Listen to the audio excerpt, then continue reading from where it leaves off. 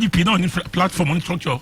wọ́n ti wá fẹ́ ba platform ti yín jẹ́. irọ́ platform ò ṣe bàjẹ́ torí pé ẹ máa gbọ́ sà à ń bẹ. wọ́n ti ń lé àwọn èèyàn lóko. rárá à ń bẹ aráàlú kàn jọ platform kankan ni kàn wò kàn wo ẹni tó fẹ́ wà lórí platform yẹn ni ẹni tó fẹ́ drive mọ́tò yẹn ni ká wò.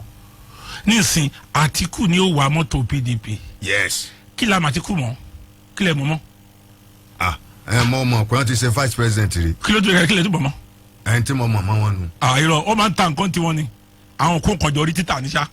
ayé wọn ń gbọ́ yín. òótọ́ ni ìṣẹ́ bá lè ka. Atiku ta nǹkan. ṣé nǹkan bẹ́ẹ̀ kọ́ra fóònù kó tún ta àdìsẹ́. fóònù bò ó. àwọn dúkìá.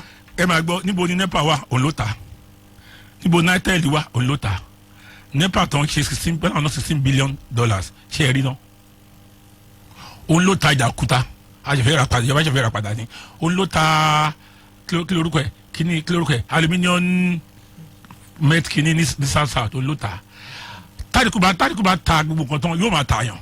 bọ̀ Atiku ò gbé billion fan wọ́dún kọ́ńpàǹdì rẹ o bíi tí o. ṣe rí billion fan tẹ́ ń sọ yẹn.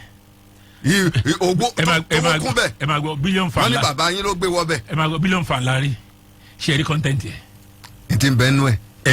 a gbọ́ pé ẹnìkan defend yín kó ṣe mistake ni kó ṣe ọkọ̀ wa ni. ó ṣe mistake o kò ṣe mistake. Nàìjíríà nǹkan tó ká fi ṣàánú Bọ́lá Tinubu ni pé Bọ́lá Tinubu máa ń múra nǹkan lẹ̀ ẹ jẹ́ nǹkan fún yín lónìí báyìí nìsín. àmọ́ Bọ́lá ó ti rí ta ló múra lẹ̀ fún Yorùbá gan báyìí Bọ́lá Tinubu wà ní tó múra lẹ̀ fún Yorùbá nísìn Èkó náà ti ní rìfànárì báyìí náà tí nǹkan bá yọ Nàìjíríà rìfànárì bá ti kó rice mill tó tóbi jù ní gbogbo Africa the third largest rice mill in the world ó ti wà lẹ́kọ̀ọ́ báyìí ní Lẹ́kì wọ́n ti ń ṣe deep sea seaport náà ní Lẹ́kì.